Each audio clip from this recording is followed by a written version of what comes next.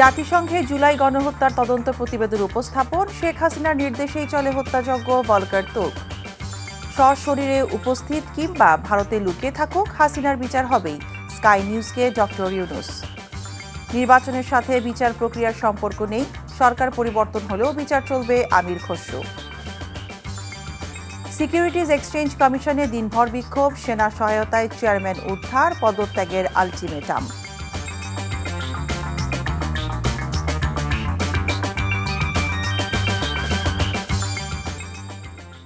আসসালামু আলাইকুম, মিতা মুস্তফা স্বাগত জানাচ্ছি এনটিভির রাতের খবরে। ক্রাউন সিমেন্ট শিরোনাম দেখছিলেন, এবার পুরো খবর।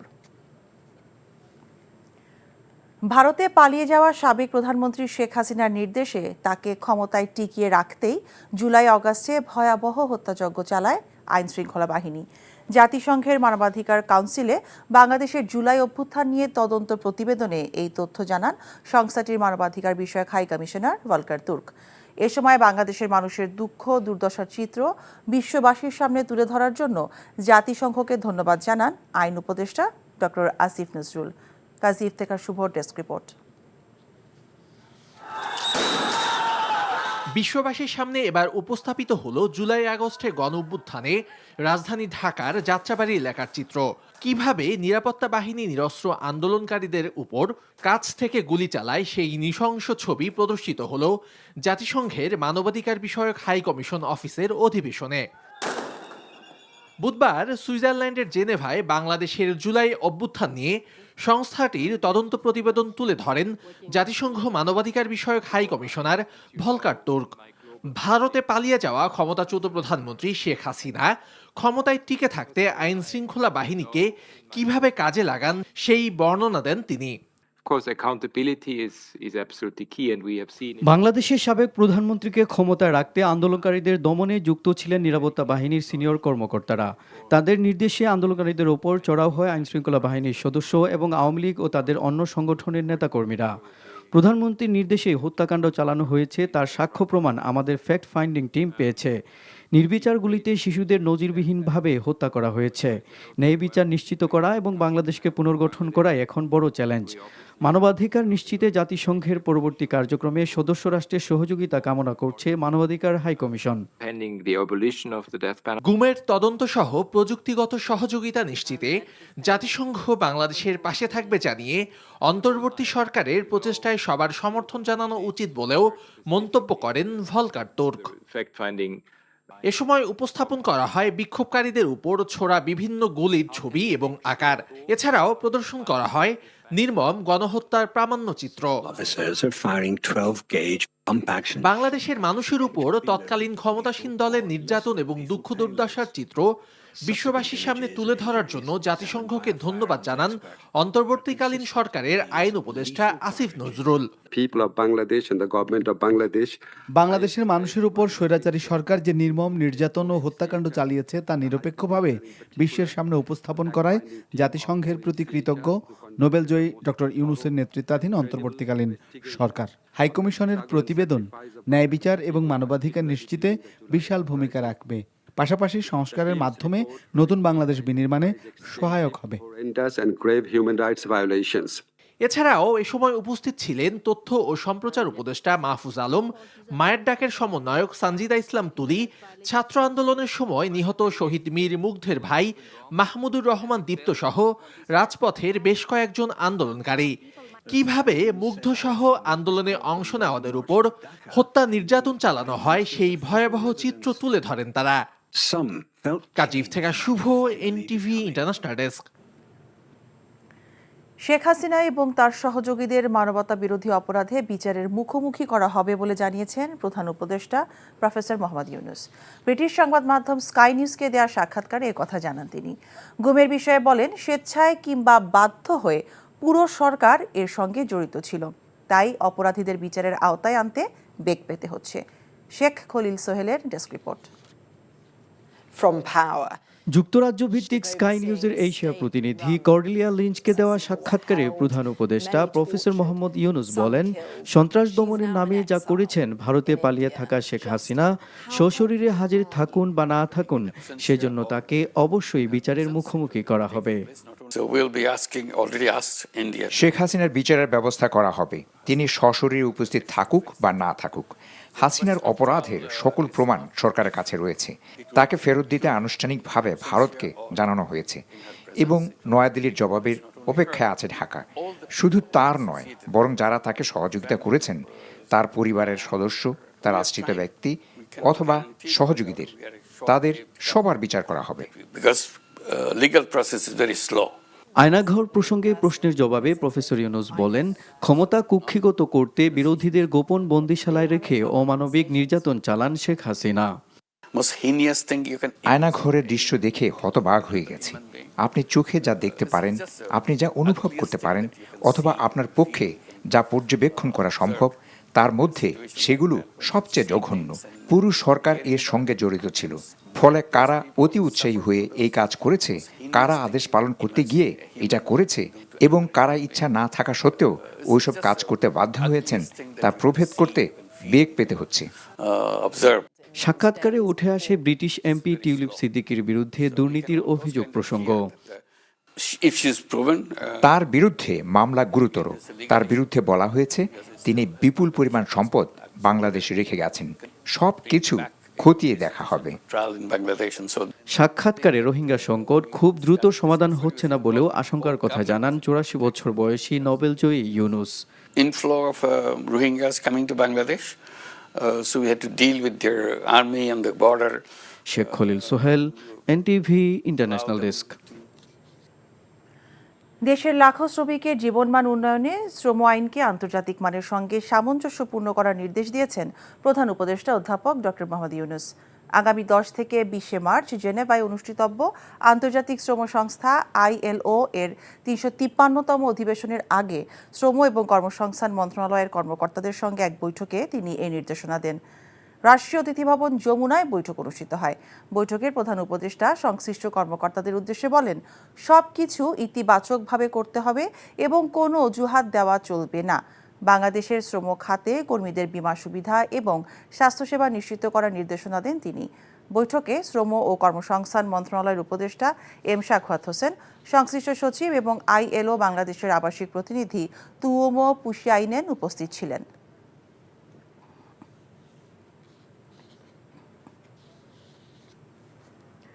বিএনপির স্থায়ী কমিটির সদস্য আমির খসরু মাহমুদ চৌধুরী বলেছেন, নির্বাচন প্রক্রিয়া বা সরকার পরিবর্তনের সাথে বিচারিক প্রক্রিয়ার কোনো সম্পর্ক নেই। সরকার পরিবর্তন হলেও জুলাই গণহত্যার বিচার প্রক্রিয়া চলমান থাকবে। আর গণপরিষদ ও সেকেন্ডারি রিপাবলিক প্রসঙ্গে তিনি বলেছেন, যে কোনো দলের মতামত থাকতে পারে, তবে মতামত বাস্তবায়নের ক্ষেত্রে সব দলের ঐক্যমত হতে হবে অথবা জনগণের ম্যান্ডেট নিয়ে সংসদে আসতে হবে। বাংলাদেশের শিপ রিসাইক্লিং শিল্পের চ্যালেঞ্জ ও সম্ভাবনা শীর্ষক গোল টেবিল বৈঠক শেষে সাংবাদিকদের এক প্রশ্নের জবাবে এমন মন্তব্য করেন তিনি। এ সময় আমির খসরু বলেন, শেখ হাসিনা সহ আওয়ামী দুঃশাসনের সাথে যারা জড়িত ছিল তাদের সকলের বিচার হতে হবে। যে কোনো ধরনের ইস্যু তৈরি করে নির্বাচন ও গণতান্ত্রিক ব্যবস্থাকে পিছিয়ে নেওয়ার কোনো সুযোগ নেই বলেও মন্তব্য করেন বিএনপির জাতীয় স্থায়ী কমিটির সদস্য।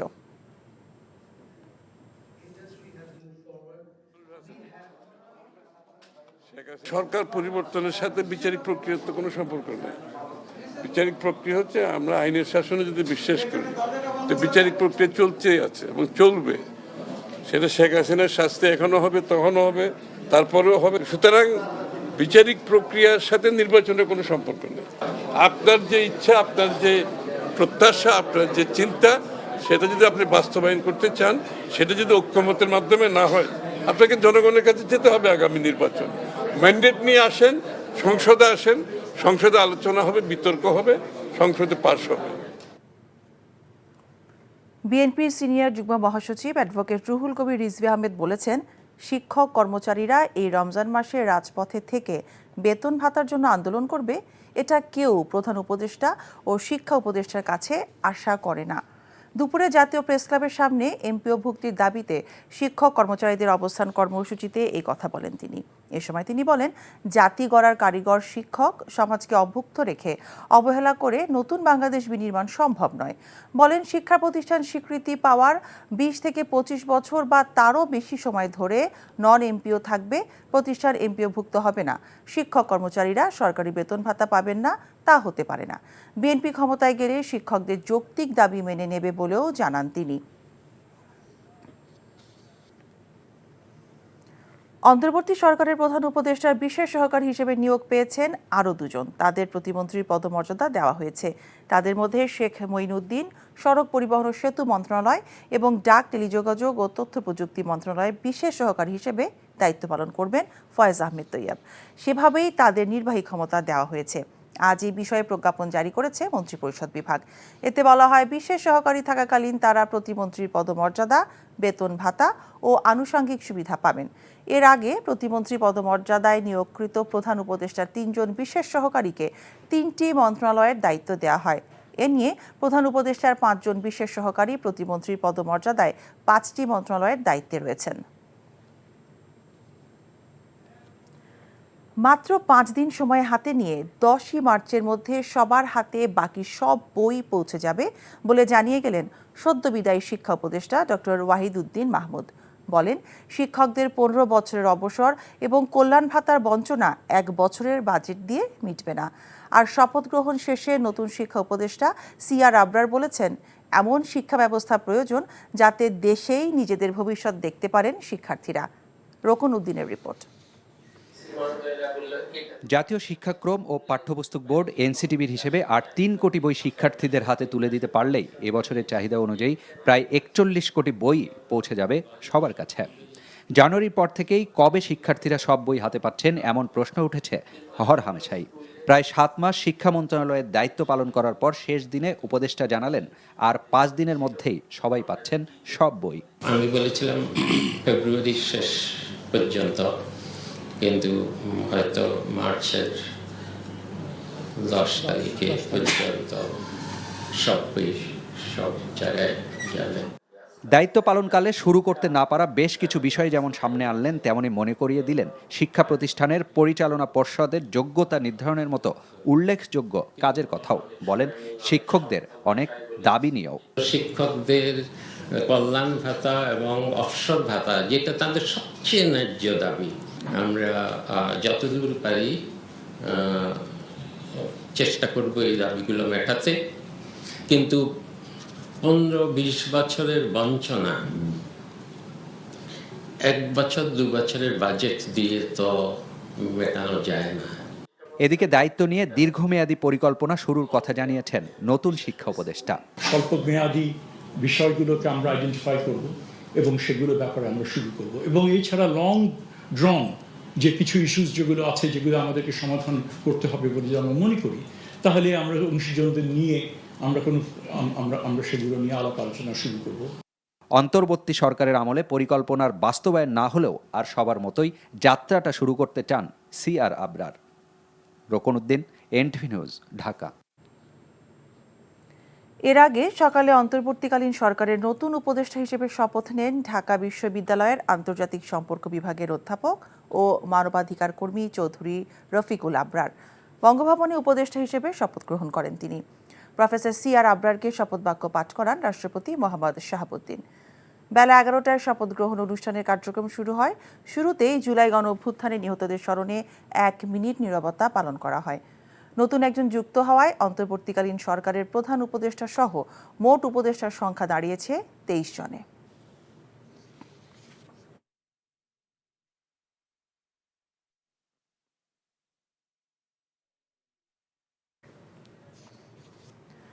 Bangladesh securities and exchange commission BSEC chairman ও 3 কমিশনারের পদত্যাগের দাবিতে কর্মবিরতির ঘোষণা করেছে বিএসইসির কর্মকর্তা কর্মচারীরা।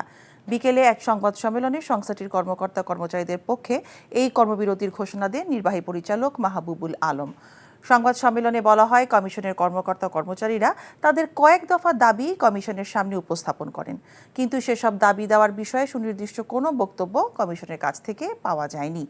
আজকের মধ্যে কমিশন পদত্যাগ না করলে কাল থেকে বিএসইসির সব শ্রেণীর কর্মকর্তা কর্মচারী কর্মবিরতি পালন করবেন।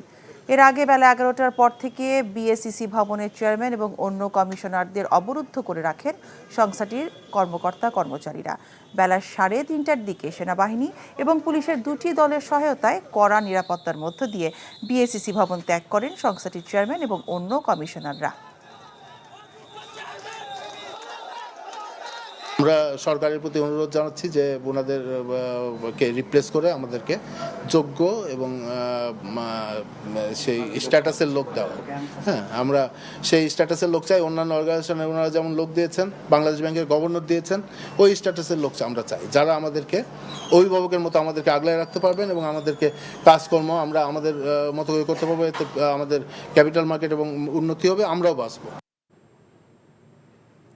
রাজধানীর গুলশানের কূটনৈতিক এলাকার একটি বাসায় কয়েকশো কোটি টাকা রয়েছে এমন খবরে মব তৈরি করে তল্লাশির নামে তছনছ ভাঙচুর ও লুটপাট করেছে একদল যুবক। লুটপাটের ওই ঘটনায় 3 জনকে গ্রেফতার করেছে পুলিশ। প্রধান উপদেষ্টার প্রেস উইং থেকে জানানো হয়, বিশৃঙ্খলা সৃষ্টিকারী কাউকেই ছাড় দেওয়া হবে না। স্বরাষ্ট্র মন্ত্রণালয় থেকে পুনরায় এই বিষয়ে সতর্ক করা হয়েছে। নাহিদ প্রিন্সের রিপোর্ট। মঙ্গলবার মধ্যরাতে মব তৈরি করে রাজধানীর গুলশান 2-এর 81 নম্বর সড়কের কনকর্ড কটেজের এই বাড়িটিতে হামলা, ভাঙচুর এবং লুটপাট চালায় একদল জনতা। তছনছ করে আলমারি, ওয়ার্ড্রোব, লাগেজ থেকে শুরু করে বাসার প্রায় সবকিছু। বাসায় থাকা ব্যক্তিরা জানান, ভাঙচুরের ঘটনার একদিন আগেও শিক্ষার্থী পরিচয়ে বাসার ভেতরে ঢুকে তল্লাশি চালায় কয়েকজন যুবক। মধ্যরাতের এমন ভয়াবহ ঘটনায় এখনো আতঙ্কে রয়েছেন তারা। আমাদের বাসা তখন অনেক রাত ছিল, 12:30-12টার ছিল। নিশ্চয়ই আমরা আতঙ্কিত হয়েছি, নিশ্চয়ই আমরা ভীত সন্ত্রস্ত হয়েছি, নিশ্চয়ই যে কেউ হতো। আমরা কেন, আশেপাশে যারা টেলিভিশন দেখেছেন তারাও হয়েছেন।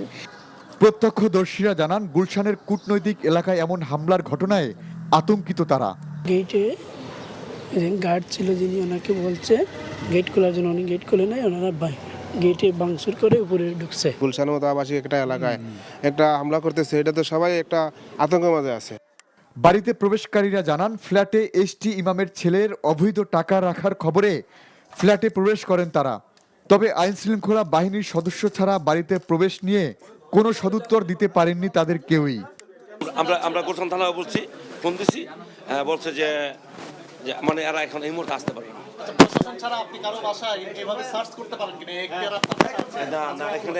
এখানে ছাত্র জনতা ছিল প্রায় 100, সব নিচে আসছে। দেখেন, সচেতন মানুষ তখনই চোরকে ধরে।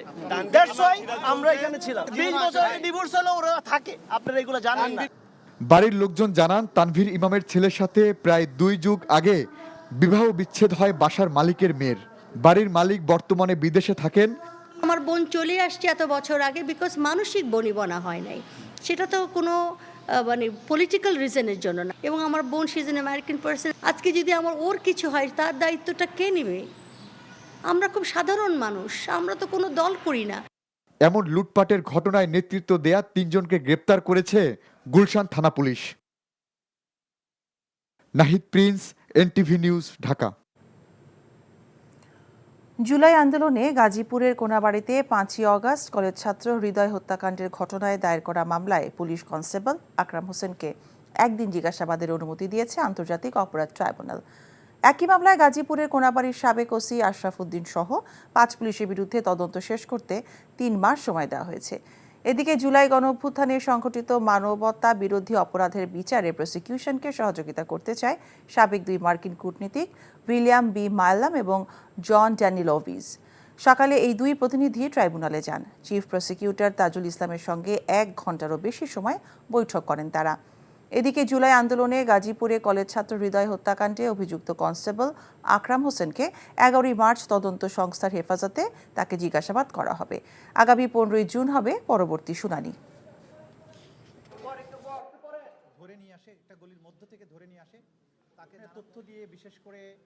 বাংলাদেশে জুলাই আগস্টে যে গণহত্যা হয়েছে, বিশেষ করে সেই ব্যাপারে এবং পেছনে 15 বছরে যে সমস্ত গুম, এক্সট্রা জুডিশিয়াল কিলিং এগুলো হয়েছে, সেগুলোর ব্যাপারে তারা আগের থেকেই এই থিঙ্ক ট্যাঙ্কটি তারা বক্তব্য দিয়ে এসেছে। তারা এই বিচার প্রক্রিয়ার অগ্রগতি, বিচার প্রক্রিয়াতে কোথায় কোনো সমস্যা আছে কিনা, এই সব বিষয়ে আমাদের সাথে খোলামেলা কথাবার্তা বলেছেন। তারা বলেছেন তাদের পক্ষে যতটুকু সম্ভব তারা বাংলাদেশে এই মানবতা বিরোধী অপরাধের বিচারের ক্ষেত্রে তারা সহযোগিতাও করতে চান। জ্ঞাত আয় বহির্ভূত সম্পদ অর্জনের অভিযোগে ক্ষমতাচ্যুত সাবেক বস্ত্র ও পাটমন্ত্রী গোলাম দস্তগীর গাজী এবং তার স্ত্রী হাসিনা গাজীর বিরুদ্ধে মামলা করেছে দুর্নীতি দমন কমিশন দুদক। দুদক জানায়, গোলাম দস্তগীর গাজীর 448 কোটি টাকার সম্পদের তথ্য পেয়েছে তারা। এর মধ্যে জ্ঞাত আয় বহির্ভূত সম্পদের পরিমাণ 23,51,33,580 টাকা। এছাড়াও গোলাম দস্তগীর গাজীর 6টি ব্যাংক হিসেবে 257,75,489 টাকার সন্দেহজনক লেনদেনের তথ্য পেয়েছে দুদক। এদিকে পদ্মা সেতু সহ বিভিন্ন প্রকল্পের দুর্নীতির অভিযোগে 23 জনের বিরুদ্ধে মামলা করেছে দুর্নীতি দমন কমিশন। দুদকের ফরিদপুর সমন্বিত জেলা কার্যালয়ে মামলাটি করা হয়। ছিলেন স্কুলের সহকারী শিক্ষক, কিন্তু রাজনীতিতে নেমে সম্পদের পাহাড় গড়েছেন সিরাজগঞ্জ 2 আসনের সাবেক সংসদ সদস্য জান্নাত আরা হেনরি। দুদকের তথ্য মতে, হেনরি এবং তার স্বামী শামীম তালুকদার লাবুর 49টি ব্যাংক হিসেবে প্রায় 4,000 কোটি টাকার অবৈধ লেনদেনের প্রমাণ মিলেছে। সিরাজগঞ্জ প্রতিনিধি শরীফুল ইসলাম ইন্নার পাঠানো রিপোর্ট। সিরাজগঞ্জ শহরের সবুজ কানন স্কুলের সহকারী শিক্ষক জান্নাত আরা হেনরি জীবনযাপন করতেন সাদামাটাভাবে। তবে শ্বশুর জেলা আওয়ামী লীগের সভাপতি হওয়ায় নাম লেখান রাজনীতিতে। শ্বশুরের মৃত্যুর পর পুরোপুরি সক্রিয় হন। প্রথমে কেন্দ্রীয় মহিলা লীগের বন ও পরিবেশ বিষয়ক সম্পাদক ও পরে দলীয় মনোনয়ন পান সিরাজগঞ্জ 2 আসনে। নির্বাচনে হেরে গেলেও শেখ হাসিনার আশীর্বাদে সোনালী ব্যাংকের পরিচালকের দায়িত্ব পান। এই পদ ব্যবহার করে হলমার্ক কেলেঙ্কারি থেকে বিপুল অর্থ হাতিয়ে নেন জান্নাত আরা হেনরি। এরপরে আর পেছনে ফিরে তাকাতে হয়নি তাকে। বিদ্যুৎ প্লান্টের একক ঠিকাদারি, দ্বাদশ জাতীয় সংসদ নির্বাচনে একতরফা ভোটে এমপি হন। স্বামীকে বানান জেলা পরিষদের চেয়ারম্যান। সামান্য একজন স্কুল শিক্ষক ছিলেন, যার বেতন ছিল মাত্র 8-9 হাজার টাকা। সেখান থেকে তিনি এখন কোটি কোটি টাকার মালিক হয়ে গেছে। সে আমাদের বাংলাদেশের ব্যাংক খাতকে একদম ধ্বংস করে ফেলছে। নির্বাচনী হলফনামায় স্থাবর অস্থাবর সম্পদের হিসাব দেন 51,98,58,000 টাকার, যা 14 বছরে বেড়েছে 820 গুণ। শুধু তাই নয়, সিরাজগঞ্জ, ঢাকা, নারায়ণগঞ্জ ও পটুয়াখালী জেলায় তার নামে রয়েছে অঢেল সম্পদ, যার বাজার দর কয়েক হাজার কোটি টাকা। এই হাজার হাজার শত শত কোটি টাকা তিনি কিভাবে অর্জন করেছেন, এটি অলরেডি দুর্নীতি দমন কমিশন মামলা করেছে এবং তার বিরুদ্ধে তদন্ত চলছে। তবে ফ্যাসিস্ট সরকারের পতনের পর পাশার দান উল্টে গেছে। বৈষম্য বিরোধী ছাত্র আন্দোলনে সিরাজগঞ্জে ছাত্রদল ও যুবদলের 3 নেতাকর্মীকে হত্যার মামলায় গ্রেফতার হয়ে কারাগারে জান্নাত আরা হেনরি ও তার স্বামী শামীম তালুকদার লাবু। বিএনপির নেতাকর্মীকে হত্যা করেছে, যে মানুষ মারা যাওয়ার পরেও বর্বরীয় কায়দায় তাদেরকে আবার গলা কেটে তারা হত্যা করেছে। এবং শিক্ষক থেকে পরবর্তীতে যখন উনি সোনালী ব্যাংকের পরিচালনা পরিষদে গেলেন, কি করে হঠাৎ করে তিনি হাজার হাজার কোটি টাকার মালিক হয়ে গেলেন, সেটি কিন্তু আমাদের জন্য বোধগম্য না। দুর্নীতি দমন কমিশন হেনরি ও তার স্বামীর 49টি ব্যাংক হিসাবে 3,894 কোটি 4 লাখ টাকার অবৈধ লেনদেনের প্রমাণ পেয়েছে। তাদের সব সম্পদ জব্দের নির্দেশ দিয়েছে আদালত। NTV news desk. ব্যবসা বাণিজ্য কিছুটা কমার সাথে সাথে বেকারত্ব বেড়েছে স্বীকার করে অর্থ উপদেষ্টা ডক্টর সালেউদ্দিন আহমেদ বলেছেন, বিভিন্ন খাতে আর্থিক সহায়তা এবং প্রণোদনার মাধ্যমে সংকট কাটানোর চেষ্টা করছে সরকার। দুপুরে সচিবালয়ে সরকারি ক্রয় সংক্রান্ত উপদেষ্টা পরিষদের বৈঠক শেষে এসব বলেন তিনি। বাজারে কিছু মানুষের কষ্ট হচ্ছে এবং নিত্যপণ্যের দাম আরও কমা প্রয়োজন বলে মনে করেন তিনি। একই সাথে নিত্যপণ্যের দাম আগের বছরের চেয়ে বাড়েনি দাবি করে দাম আরও কমানোর চেষ্টা হচ্ছে বলে জানান সালেউদ্দিন। প্রশ্নের জবাবে বলেন, গেল সরকারের সাথে সংশ্লিষ্ট অনেকের ব্যবসা প্রতিষ্ঠান তাদের নিজেদের কারণেই বন্ধ করতে হয়েছে।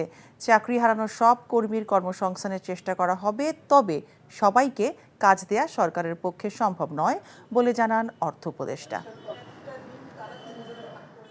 সার্বিকভাবে অর্থনীতি একেবারে খুব খারাপ বিষয় না। একটা হয়েছে যে ব্যবসা বাণিজ্যতে কিছু বন্ধ হতে, কিছু সোর্স অফ ইনকাম যেটা আমরা বলি, সেটা কিছুটা হিসেবে, কিন্তু একেবারে একদম ধ্বংসের পথে চলে গেছে, পড়ে যাওয়ার পথে আমরা মোটামুটি উদ্ধার করে নিয়ে আসছি। আর সেকেন্ড হলো নূতন এমপ্লয়মেন্ট জেনারেশনটা একটু কম হচ্ছে, যেটা আমরা এখানে বলছি ইমিডিয়েটলি ইনফ্রাস্ট্রাকচার প্রোগ্রেস এগুলো যে করে, আর ব্যবসা বাণিজ্যটা আমরা চেষ্টা করছি।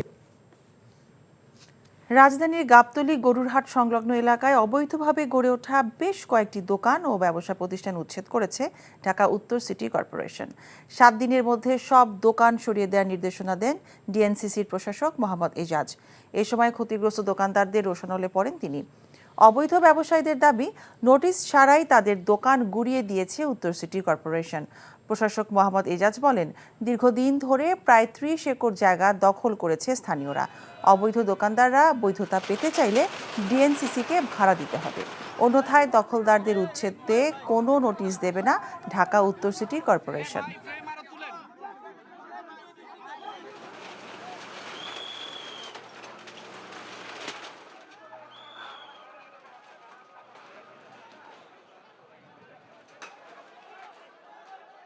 তারা একটি পয়সাও সিটি কর্পোরেশনকে ভাড়া দিচ্ছেন না। তো সুতরাং এখানে যখন দখল হয়েছে, সেই দখলও আমাদেরকে না জানিয়ে করেছেন। স্বাভাবিকভাবেই আমরা আমাদের দখলকে পুনরুদ্ধার করতে এসেছি। এখানের মধ্যে কোনো দখলদারদেরকে উচ্ছেদ করার জন্য কোনো ধরনের নোটিশের প্রয়োজন নাই।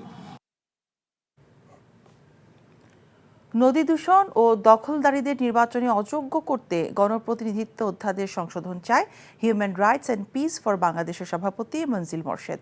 রাজধানীর আগারগাঁয়ে নির্বাচন ভবনে প্রধান নির্বাচন কমিশনার এবং কমিশনারদের সঙ্গে বৈঠক করেন তিনি। মনজিল মোরশেদ বলেন, আরপিওতে নদী দখল দূষণকারীদের নির্বাচন না করার বিষয়ে বিধান সংযুক্ত করতে একমত হয়েছেন কমিশন। তিনি জানান, দেশে বিভিন্ন এলাকার জরিপ অনুসারে 50,000-এর বেশি নদী দখল এবং দূষণকারীদের তালিকা প্রস্তুত করা আছে। তাদের কেউ নিজেকে দখল বা দূষণকারী হিসেবে না দেখাতে চাইলে আদালতের মাধ্যমে মুক্ত হতে পারবেন বলেও অভিমত তার।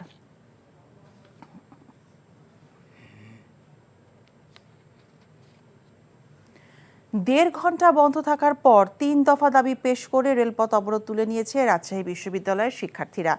ডিসেন্ট্রালাইজড বাংলাদেশ গড়া এবং ঢাকা বিশ্ববিদ্যালয় কেন্দ্রিকতার প্রতিবাদে সকাল 11:30 থেকে বিশ্ববিদ্যালয় এলাকায় রেললাইন অবরোধ করে রাজশাহী বিশ্ববিদ্যালয়ের শিক্ষার্থীরা।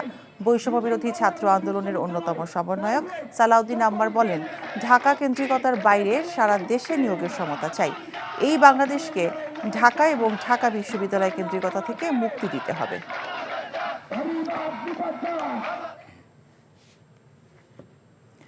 চট্টগ্রামের সাতকানিয়ায় মসজিদের মাইকে ডাকাত ঘোষণা দিয়ে জামাতে ইসলামীর 2 কর্মীকে পিটিয়ে হত্যার ঘটনায় এখনও কোনো মামলা হয়নি। ঘটনার পর এলাকায় থমথমে অবস্থা বিরাজ করছে। নিহতরা জামায়াতের সক্রিয় কর্মী বলে জানিয়েছে দলটি। সালিশি বৈঠকের নামে ডেকে মসজিদের মাইকে ডাকাত বলে গুজব ছড়িয়ে পিটিয়ে হত্যা করার বিষয়টা খতিয়ে দেখছে পুলিশ। সোমবার রাতে সাতকানিয়ার এউচিয়া ছনখোলা 1 নম্বর ওয়ার্ড পশ্চিম পাড়ায় এই ঘটনা ঘটে। পুলিশ বলছে, তারাবির নামাজের পর ছনখোলা কেন্দ্রীয় মসজিদ এলাকায় 4-5টি সিএনজি অটোরিকশা সহ তারা সেখানে পৌঁছলে মসজিদের মাইকে ডাকাত পড়েছে ঘোষণা দিয়ে স্থানীয়রা ঘিরে ফেললে তারা পালানোর চেষ্টা করে। এই সময় গুলির ঘটনা ঘটে। এতে 5 জন গুলিবিদ্ধ হন। ঘটনাস্থলে 2 জনকে পিটিয়ে হত্যা করা হয়। নিহতের পরিবারের অভিযোগ, সালিশি বৈঠকের কথা বলে ডেকে এনে তাদের পরিকল্পিতভাবে হত্যা করা হয়।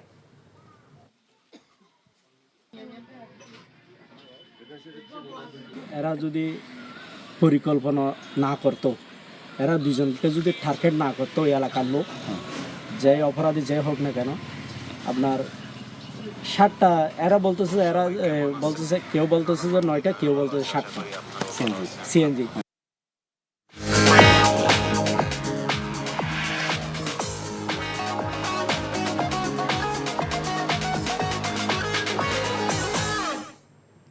মার্কেন্টাইল ব্যাংক অর্থনীতির খবর।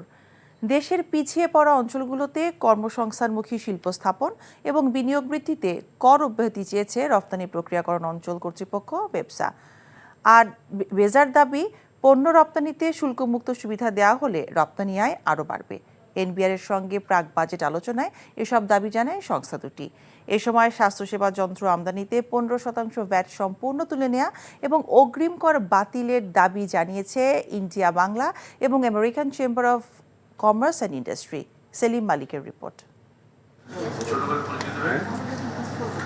আগামী বাজেটে ব্যবসা বাণিজ্যের স্বার্থে বাজেট প্রণয়নের পাশাপাশি হয়রানিমুক্ত কর ব্যবস্থাপনায় বাণিজ্যিক প্রতিষ্ঠানগুলোর মতামত জানতে এনবিআর-এর এই প্রাক বাজেট আলোচনা।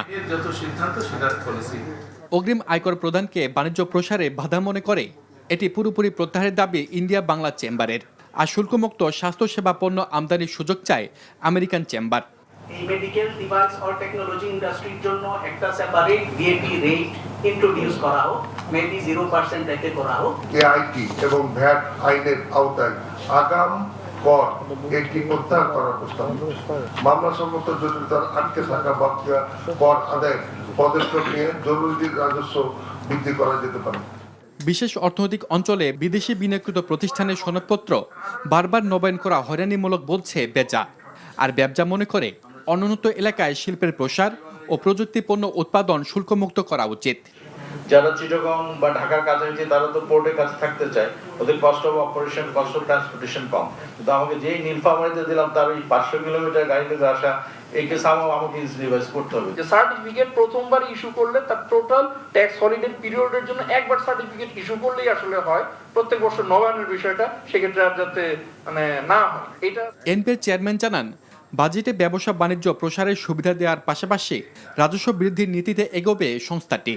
এবং আমরা ইন্টারন্যাশনাল ট্রেডকে এবং ইনভেস্টমেন্টকে প্রমোট করার জন্য আমরা চেষ্টা করব তাদেরকে একটা কনসিস্টেন্স ট্যাক্স পলিসি উপহার দেওয়ার জন্য। যে আমরা দেশের নাগরিকদের সাধ্যমতো কর প্রদানের আহ্বান জানান এনবিআর চেয়ারম্যান।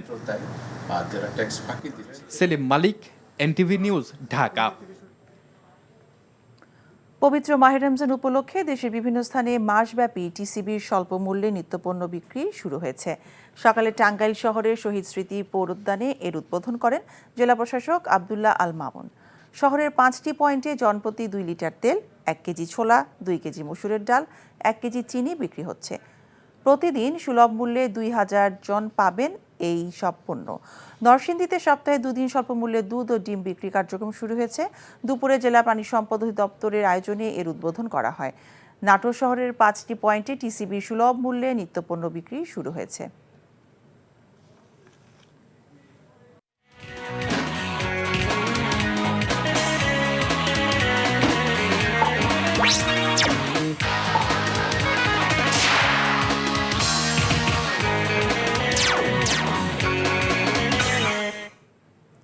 ইস্পাহানি প্রিমিয়াম টি খেলার খবর। আসন্ন জুলাই অগাস্টে পাকিস্তানের বাংলাদেশে সিরিজ খেলতে আসার সম্ভাবনা নিশ্চিত করেছেন বিসিবি সভাপতি ফারুক আহমেদ। তবে এখনও সূচি ঠিক হয়নি বলে জানিয়েছেন তিনি। এই পাকিস্তান আসবো আমরা, তারপরে শ্রীলঙ্কা যাচ্ছি, তারপরে আবার ইন্ডিয়া আসতেছে। সো টাইম বের করে খুব ডিফিকাল্ট। পাকিস্তানের মধ্যে কমিট করে ফেলছে, ওর মধ্যে থেকে ট্রাই করছে যে অ্যাটলিস্ট 3-4টা শর্টের ভার্সন যদি খেলতে পারে আর কি, হোয়াইট বল আর কি, এটা চেষ্টা করছে, এখনো ওয়ার্কআউট করছে। বাট এটা প্রমিস করছে যে খেলবে, বাট নাম্বারটা কয়টা ম্যাচ এটা এখনো ঠিক হয়। খবর শেষ করছি, যাবার আগে ক্রাউন সিমেন্ট শিরোনামগুলো আরও একবার। জাতিসংঘে জুলাই গণহত্যার তদন্ত প্রতিবেদন উপস্থাপন, শেখ হাসিনার নির্দেশেই চলে হত্যাযজ্ঞ, ভলগার তুর্ক। সশরীরে উপস্থিত কিংবা ভারতে লুকিয়ে থাকুক, হাসিনার বিচার হবেই, স্কাই নিউজকে ডক্টর ইউনূস। নির্বাচনের সাথে বিচার প্রক্রিয়ার সম্পর্ক নেই, সরকার পরিবর্তন হলেও বিচার চলবে, আমির খসরু। সিকিউরিটিজ এক্সচেঞ্জ কমিশনে দিনভর বিক্ষোভ, সেনার সহায়তায় চেয়ারম্যান উদ্ধার, পদত্যাগের আলটিমেটাম। এই ছিল রাতের খবরে। এই খবরের ভিডিও সহ আপডেট জানতে ভিজিট করুন এনটিভি অনলাইন www.ntvpd.com। এছাড়াও এনটিভি জনপ্রিয় সব অনুষ্ঠান ও খবরের আপডেট জানতে ভিজিট করুন আমাদের ইউটিউব ও ভেরিফাইড ফেসবুক পেজ। রাত 1টায় মধ্যরাতের খবর দেখার আমন্ত্রণ রইল। সবাইকে ধন্যবাদ।